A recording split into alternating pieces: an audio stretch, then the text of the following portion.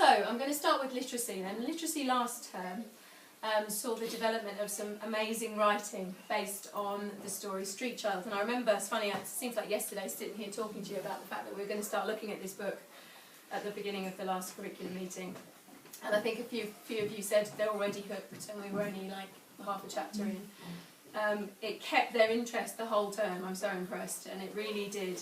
We finished it yesterday. In fact, some of them are still reading the last page of it because we just got to 3:30 yesterday and we were 2 pages off. I was like, we have to go, and they were, no! So they finished it today. An amazing story, but made even more amazing by the fact that it's so historically correct, and the information in it was just able to support all their work in history. And the fact that it made it all so real for them, you know, rather than just being told what life is like, they were able to read it from a child's perspective and know exactly what it was like. And there are no punches pulled, you know, children die, and it's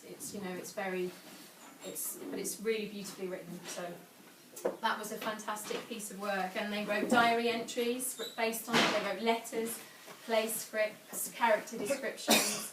They did some role play, lots of role play, some continuation stories, and they also explored the use of the language in it, because it was a completely different style of language that they hadn't possibly read too much of before, and that was quite a challenge for them when they were trying to replicate it, because obviously the modern language that they were used to using didn't work, so they had to really think about different language choices, which was a great challenge for them. Then we had our performance poetry. Now there were two, one of which you haven't seen, so I have promised the children that at one point we will do it, but we did No Breathing in Class by Michael Rosen, which they loved doing, and obviously Macavity, which they thoroughly enjoyed and they took to very quickly. We did start off as a very ordinary poem, and there was no music involved. And then I just played them the music because we wanted to get into the rhythm of the poem, because it's really hard, it's quite a difficult poem to perform as a group. So I played them the music and we spoke it, and it didn't show them the singing for quite some time till we got to that point of developing. So it was a real process that the children chose themselves how they wanted to perform it. So this term, my literacy has begun with discussions about significant authors, which has been quite interesting already. What makes an author particularly significant as a child's author?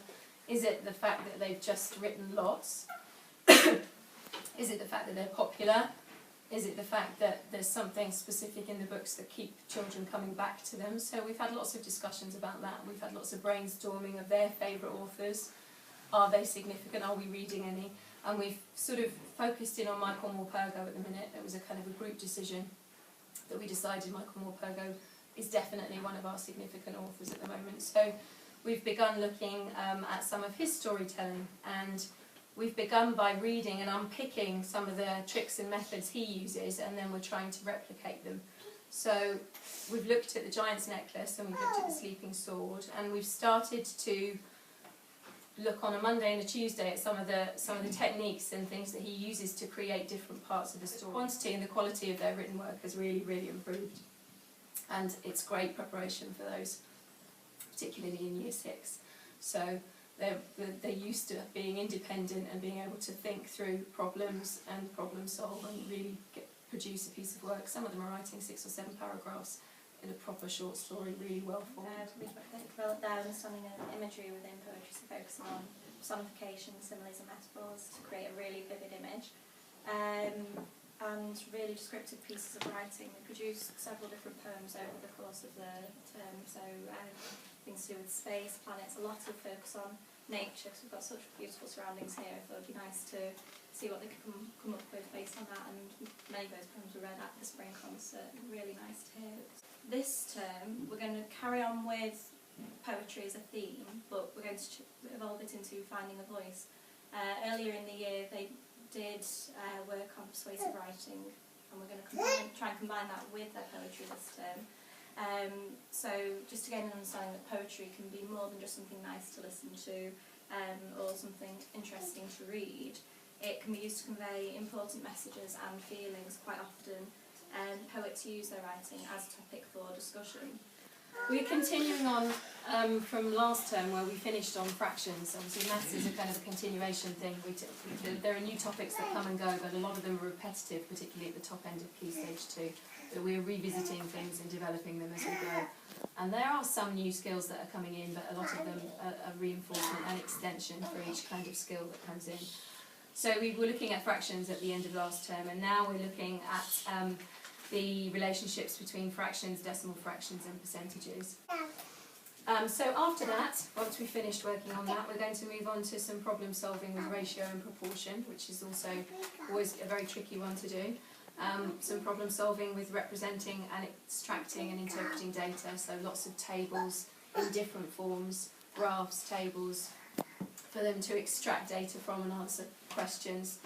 It's got several layers that they need to know how to look for the data, how to find it, which bits are important, and then how to apply it to the problem.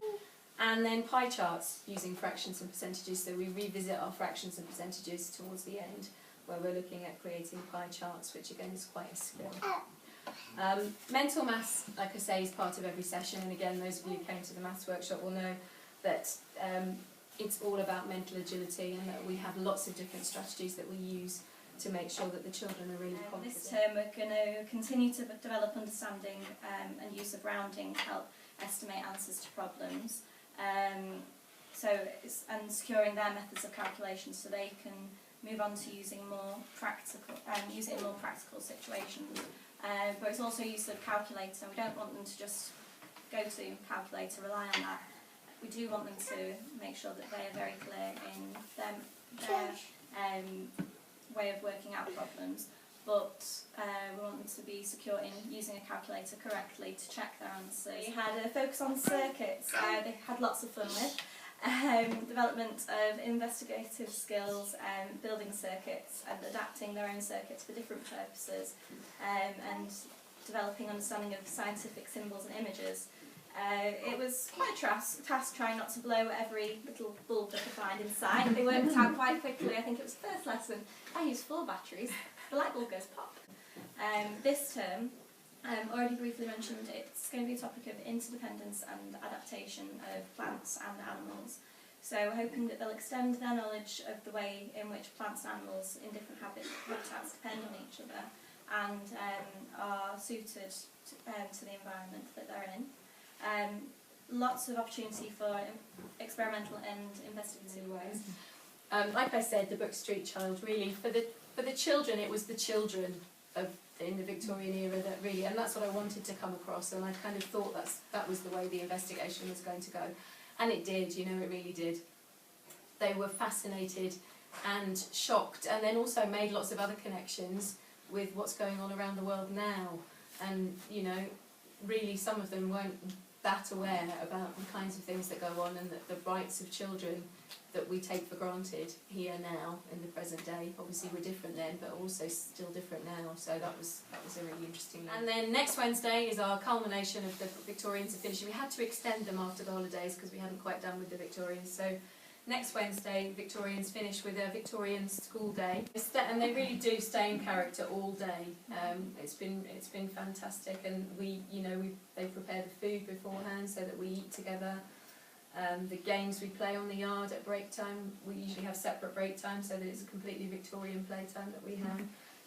It's really fantastic, and it'll be a great culmination to all their hard work and their knowledge, you know, because they can plan the day because they know so much about how a Victorian school would work and the kinds of things that would go on. And in fact, Abby said to me about the Welsh Knot yesterday, I said, and it's coasts and coastlines, so we're kind of in the right spot really. So our best resource is the fact that we live on an island, so we're literally surrounded by coastal features.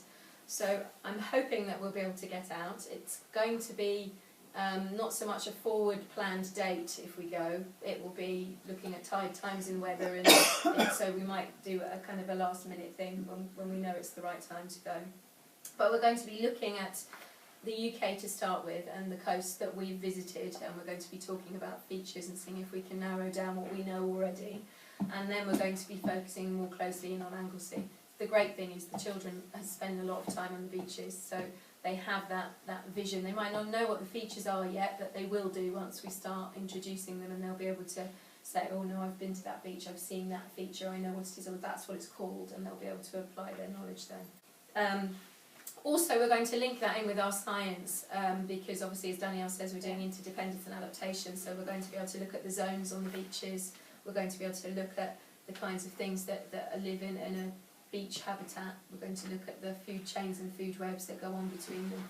So when we go out, it's going to be a joint fieldwork thing. We'll be able to do some science and do some geography while we're out and about.